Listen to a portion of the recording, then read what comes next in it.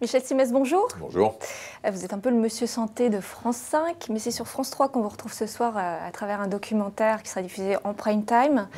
Ce soir donc est consacré aux avancées de la médecine en matière de greffe du visage. C'est un sujet qui est assez lourd, assez difficile. Quel était l'objectif de ce documentaire ? L'objectif de ce qui sera, j'espère, une collection, c'était de raconter que toutes les premières mondiales que vous pouvez voir de temps en temps dans la presse sont certes fascinantes et mettent en avant des chirurgiens ou des médecins qui aujourd'hui sont très médiatisés, mais que pour que ces types-là arrivent à faire ce qu'ils font aujourd'hui, il a fallu que des pionniers durant des décennies, des siècles avant nous, fassent avancer les choses. Et si vous avez eu des De Vauchel avec Isabelle Dinoir et des Lantieri avec les greffes de face, c'est parce qu'avant, il y a des chirurgiens fous, des médecins fous qui se sont lancés dans des aventures incroyables. Et on essaye de raconter un petit peu tout ça, non seulement à travers une intervention que je suis pendant 8 heures avec Lantieri, où on refait un nez complet à Didier. Enfin, j'étais tellement dedans que je finis par penser que c'est moi qui l'ai opéré. Et puis, on a des images d'archives, on a des reconstitutions historiques, et puis beaucoup d'images de synthèse pour expliquer les choses. Il y a des images aussi qui sont parfois un petit peu impressionnantes pour les non-initiés, je dirais. Est-ce que vous êtes autocensuré ? Oui, bien sûr. On a, contrairement au magazine de la santé, pour lequel le public est très averti, ça fait des années qu'on travaille sur les images. Aujourd'hui, on montre tout dans le magazine de la santé, mais c'est un public qui sait ce qu'il va voir. Là, en prime, on va forcément avoir aussi un autre public. Et en prime time, tout le monde n'est pas prêt à recevoir ce qu'on montre au magazine. Donc, on a travaillé, c'était une obsession pour nous, c'était de se dire que ce doc, même si on montrait des images de chirurgie, il fallait qu'il soit regardable par tout le monde. Et il l'est. On a travaillé beaucoup sur... On a bleuté tout ce qui pouvait être un peu choquant. On a évité de s'attarder sur le nez de Didier avant qu'il soit opéré. Enfin, il y a tout un tas de choses. On a travaillé énormément. Et je peux vous dire, parce que je l'ai bien évidemment testé auprès de copains hypocondriaques, qui sont prêts à tomber dans les pommes dès qu'ils se coupent un doigt, dès qu'ils se font une petite plaie sur un doigt, ils ont tous pu le voir du début à la fin sans aucun problème. Donc c'est vraiment regardable par tout le monde. Et est-ce qu'il y aura une suite à ce numéro ? Parce que vous parlez à la fin, je crois, de cellules souches, des nanotechnologies. Il y aura une suite à la collection, à Aventure de médecine, une suite à la médecine, il y aura une suite aux greffes de visage, il y aura avec ces cellules souches. S'il y aura une suite à Aventure de médecine, je pourrais vous le dire demain matin quand je verrai les audiences. Très bien. Par ailleurs, vous produisez, on le sait, et présentez chaque jour avec Marina Carrère-Dancos le magazine de la santé suivi de Allo Docteur, tous les jours en début d'après-midi en direct, sur un ton franchement décontracté. C'est un reproche ? Pas du tout. Au contraire, je suis fan. Le patron de France 5, Bruno Patino, vous a-t-il jamais confié des objectifs d'audience pour cette émission ? Jamais. Aucun patron, et on en a vu pas mal se succéder à France 5, ne nous a jamais imposé des clauses d'audience. On se les impose nous-mêmes, c'est-à-dire que on a la chance de faire partie des 2 ou 3 émissions de France 5 qui tiennent la chaîne, c'est-à-dire qui donnent la moyenne de la journée, parce qu'on fait des scores extraordinaires pour France 5.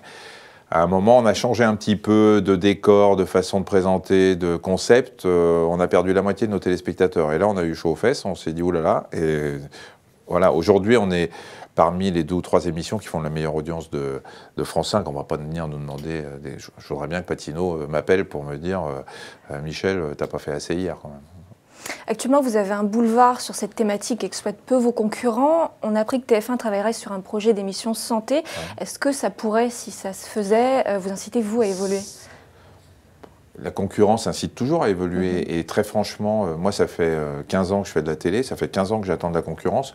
Je me dis toujours, mais qu'est-ce qui se passe ? Comment ça se fait que les autres chaînes ne lancent pas des produits santé ?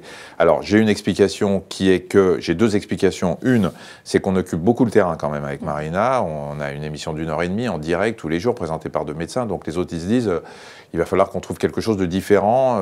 Qu'est-ce qu'on peut proposer d'autre ? Et la deuxième chose, c'est que le milieu de la télévision est tellement hypocondriaques qui sont persuadés que la santé est anxiogène et fait fuir le téléspectateur. Ce qui est un truc, j'ai entendu ça sur toutes les chaînes. Et voilà, TF1, ça fait 15 ans qu'ils n'ont plus d'émissions, ou 20 ans qu'ils n'ont plus d'émissions santé, et j'ai même entendu ça pour mon doc qui va passer ce soir, où on m'a dit, oh là là, est-ce qu'on va pouvoir mettre ça en prime? Les gens, ça leur fait peur, c'est de la santé. Enfin, c'est de l'hypocondrie personnelle dont on se dit, tiens, tous les Français sont hypocondriaques. Donc je pense qu'il y a un problème sur TF1 avec cette émission, pour revenir à votre question, c'est que moi, on me l'a annoncé, on s'est dit, je sais qu'ils ont jeté 20 pilotes avant les vacances, ouais. Elle devait arriver en janvier, je n'en sais pas plus. Je sais qu'ils sont venus essayer de nous piquer nos chroniqueurs et nos médecins, ça n'a pas marché, mais j'en sais pas plus, on l'attend, hein, et franchement, si elle vient, je la regarderai forcément pour voir ce que c'est, mais je ne suis pas très inquiet parce que vu ce que j'entends du concept, on est très loin du magazine de la santé quand même. La santé en fiction, c'est aussi un sujet. On sait que les séries américaines font beaucoup appel à des médecins pour éviter de multiplier les incohérences dans leur scénario. Est-ce qu'on a déjà fait appel à vous pour des séries françaises? Il y a un producteur qui m'a dit que sur son prochain film où il y aurait de la médecine, il m'appellerait pour... Non, on n'a pas fait appel à moi pour...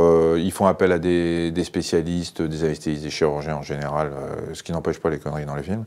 Mais non, moi je viens de tourner... J'ai tourné 2 scènes pour La Vérité si je mens 3, où je dois faire une piqûre à Enrico Macias.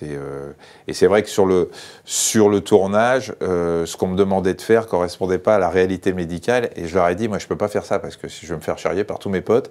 Et donc, j'ai fait modifier un tout petit peu 2-3 détails avant la piqûre pour que ça fasse une piqûre réalisée par un médecin, parce que sinon je me sentais mal de le faire. Voilà.